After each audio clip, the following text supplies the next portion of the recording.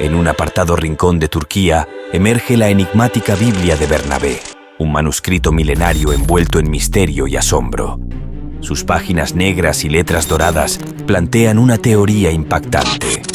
¿Fue Judas crucificado en lugar de Jesús?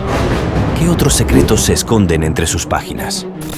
Este descubrimiento desafía las creencias convencionales y suscita interrogantes sobre la crucifixión y la resurrección. No te pierdas este vídeo hasta el final para descubrir las impactantes revelaciones que podrían reescribir la historia del cristianismo. Pero antes, no olvides darnos tu super like, suscribirte al canal y sin más preámbulo, comencemos. En los rincones lejanos de Turquía emerge una reliquia olvidada que despierta la admiración y el asombro de muchos. La misteriosa Biblia de Bernabé, conocida también como la Biblia turca o la Biblia de Ankara, es un antiguo manuscrito con más de 1500 años de historia que ha dejado perplejos tanto a expertos como a creyentes. Este enigmático manuscrito consta de 52 páginas escritas en letras doradas en arameo, con una cubierta de piel de animal. Dentro, cautivan fascinantes ilustraciones que retratan la última cena y los apóstoles, como si fueran instantáneas de un pasado lejano congelado en el tiempo. Valorado en unos 25 millones de dólares, este tesoro fue descubierto durante una operación de contrabando realizada por la policía turca en el año 2000. Desde entonces, ha pasado por varias manos hasta llegar al Museo Etnológico de Ankara, donde espera ansioso para compartir sus secretos con el mundo. Pero, ¿qué revelaciones se esconden entre las páginas de esta misteriosa Biblia? ¿Qué historias olvidadas podría contarnos sobre el pasado? La institución religiosa católica no reconoce estos textos, considerándolos apócrifos, es decir, aquellos que no son aceptados por la tradición bíblica. Sin embargo, es cierto que los estudian, y hasta el Papa Benedicto XVI solicitó una copia para conocer estos textos de primera mano. La Iglesia Católica es una de las muchas denominaciones cristianas en el mundo. Muchas de estas denominaciones están interesadas en la publicación y estudio de textos apócrifos y otros documentos históricos para profundizar en el verdadero origen del cristianismo. Este manuscrito, elaborado en cuero tratado y escrito con tinta de oro, presenta un aspecto enigmático. Todas sus páginas son negras debido al inexorable paso del tiempo. Expertos han concluido que se trata de un libro original de la época, escrito en el siglo V después de Cristo, siendo una copia realizada por los discípulos de Bernabé. Este hallazgo nos remonta al Concilio de Nicea en el año 325, convocado por el emperador romano Constantino, donde se reconocieron solo 4 textos: los evangelios de Mateo, Marcos, Lucas y Juan, y el resto fueron condenados a las llamas.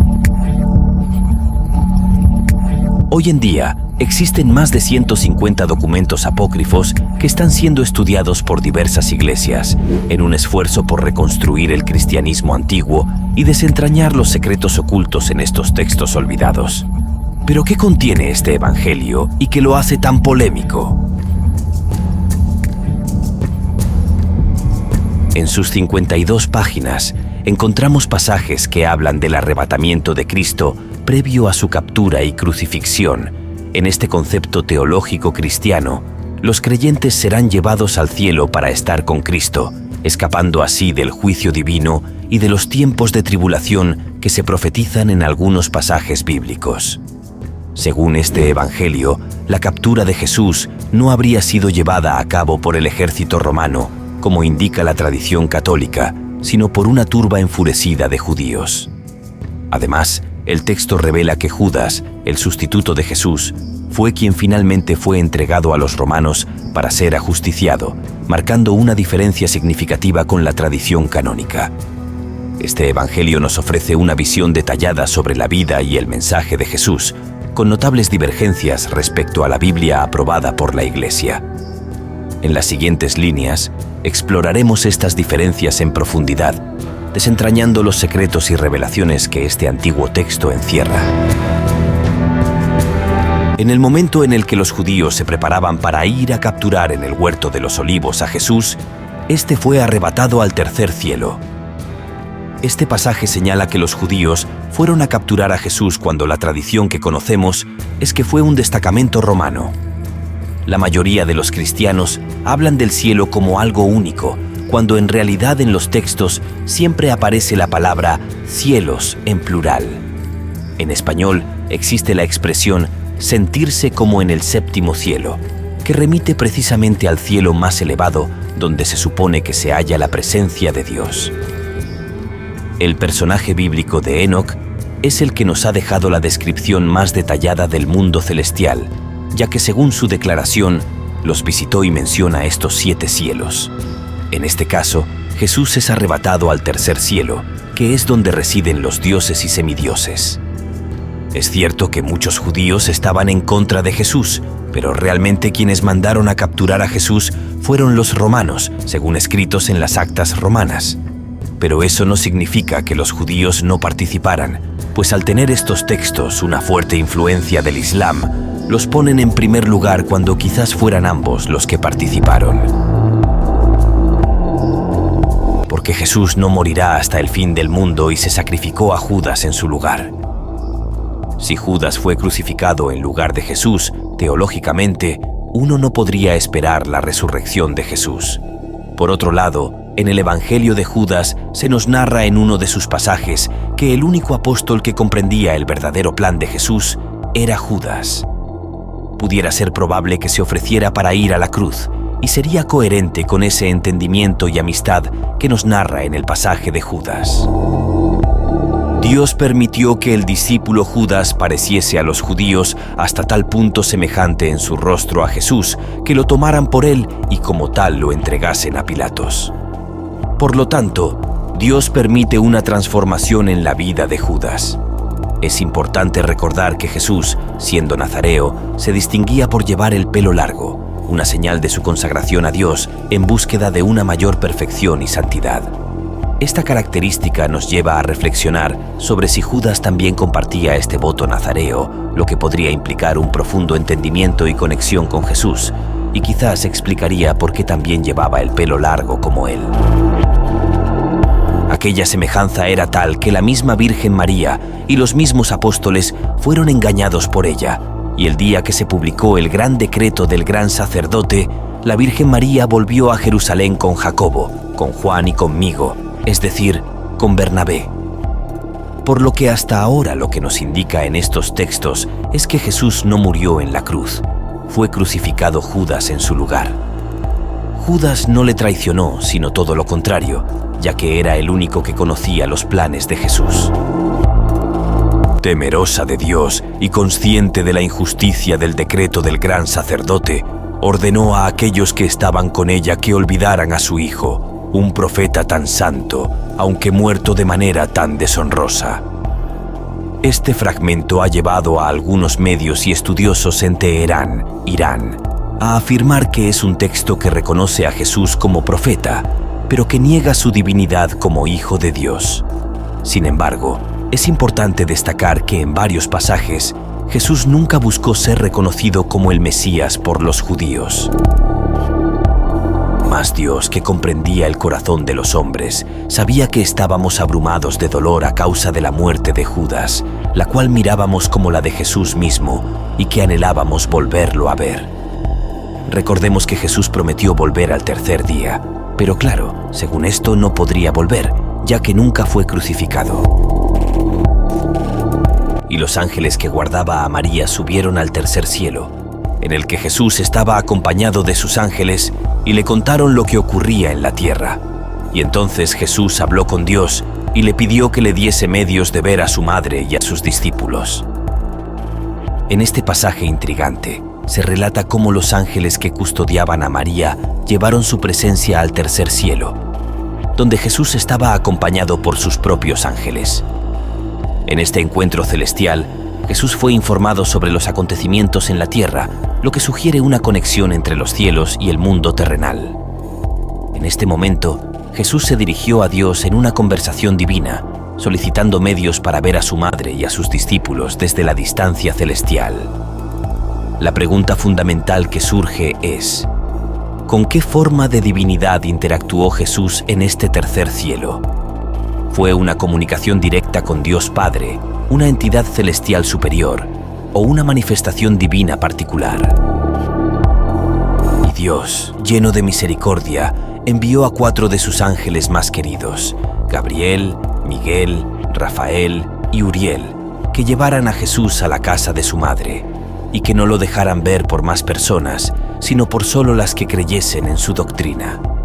Y Jesús llegó a la habitación donde estaba la Virgen María con sus 2 hermanas, Marta, María Magdalena, Lázaro conmigo y Juan con Jacobo y con Pedro, y al verlos fuimos presa del pavor, que caímos todos al suelo como muertos.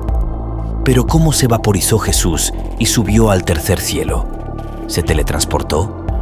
Los más fanáticos religiosos nos dicen que fue su espíritu que se evaporaba a irse a reencarnar, pero en cambio, otros afirman que fueron seres que acompañaron a Jesús a la tierra en sus naves. Recordemos que sube al tercer cielo y no al séptimo cielo, donde está el Dios creador del universo.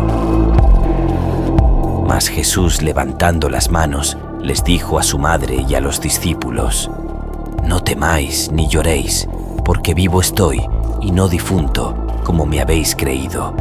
Y todos quedaron asombrados, pues le consideraban muerto.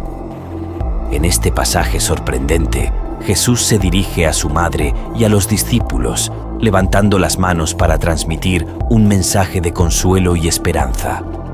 Su declaración de estar vivo, en contraposición a lo que creían haber presenciado, deja perplejos a todos los presentes. La idea de que Jesús no haya sido crucificado plantea interrogantes profundos sobre su destino posterior. Podría ser que en lugar de enfrentar la crucifixión, como se ha creído durante siglos, Jesús emprendió un viaje hacia el este con el nombre de Yud Asaf.